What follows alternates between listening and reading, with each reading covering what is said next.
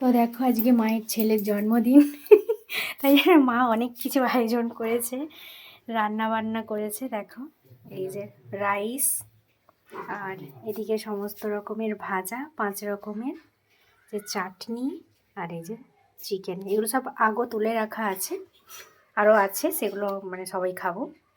এই যে আলু ভাজা, কুঁদরি ভাজা, কুমড়ো ভাজা, আর কি সিম ভাজা, আর বেগুন ভাজা, চাটনি, মাংস। তো এই আজকে রান্না বান্না হয়েছে। আর এদিকে জন্মদিনের স্পেশাল এই যে পায়েস, যেটা ছাড়া জন্মদিন অসম্পূর্ণ। তো এই যে এখন বাড়া হচ্ছে, যা এটা অলরেডি ইয়ে হয়ে গেছে। মানে একটু ইয়ে লেগেছে, নোড়া লেগেছে। আর এদিকে সমস্ত কিছু আছে, এই যে দেখো রাইস, হ্যাঁ, আর এদিকে চিকেন।